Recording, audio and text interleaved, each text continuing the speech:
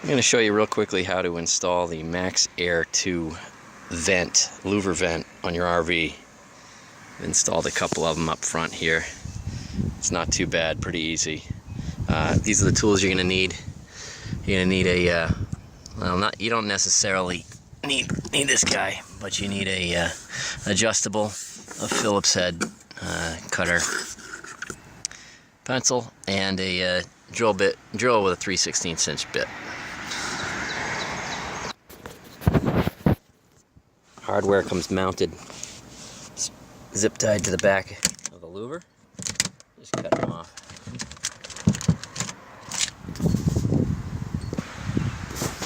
So your first step is going to be to decide which way you want this thing to flip, left or right.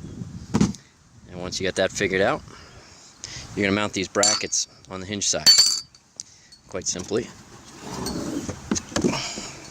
they're going to mount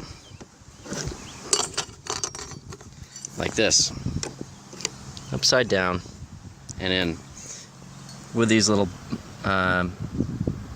bolts and gosh, brain dead this morning, lock nuts.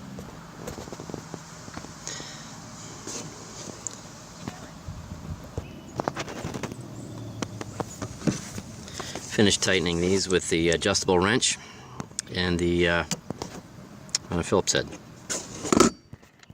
Once you have those hinges on, the next step is to place the vent,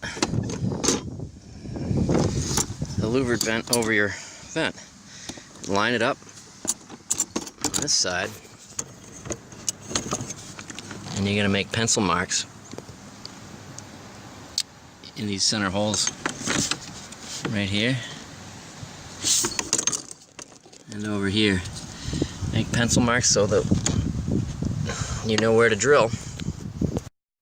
Pencil marks are wide. It gives you a little bit of play once you've got the holes drilled.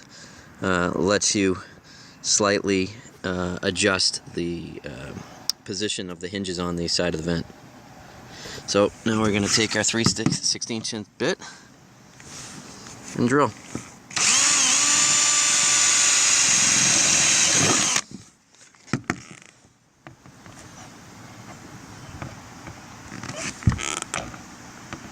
Sorry for not using a tripod.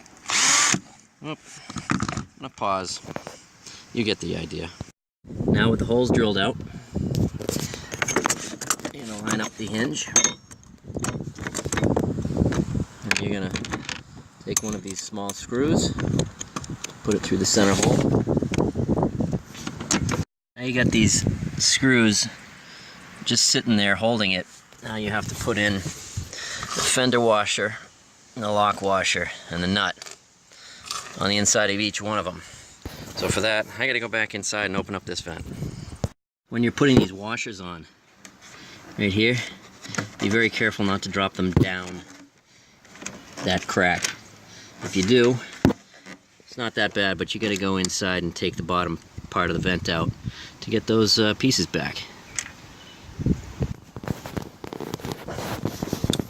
Once you have those washers on, finger tight, get your Phillips head and tighten them in from the back side. You're gonna need a wrench or a hand on that nut. So these are now secure, and now we're gonna put on the latch on the other side, which means I gotta go back inside and close this. Now with the vent shut, those hinges are on. You're gonna slide this over. Pencil marks on the roof.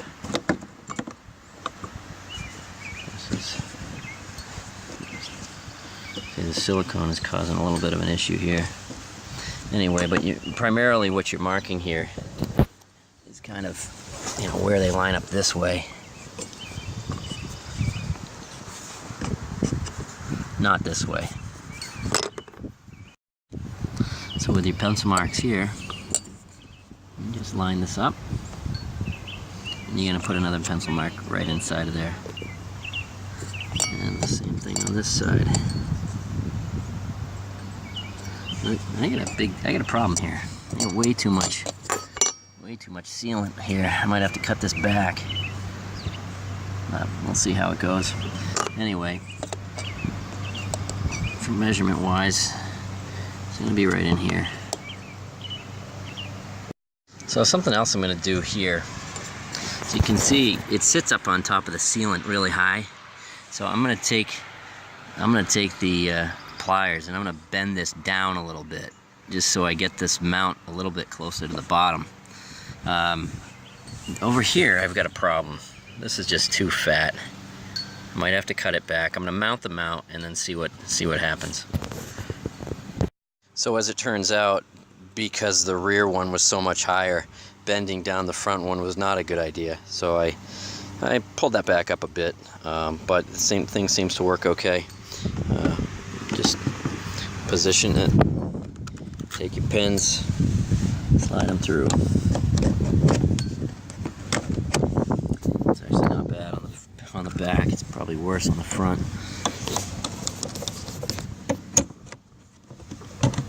Not too bad. That's all there is to it. Yeah, hopefully that doesn't rattle too much on the road. Yeah, like it to be a little tighter, but we'll see. We got 3 of them. Hopefully when we get back from the trip, they're all still there. I hope this was useful for you, and if it was, click like and subscribe, the usual deal. Thanks for watching.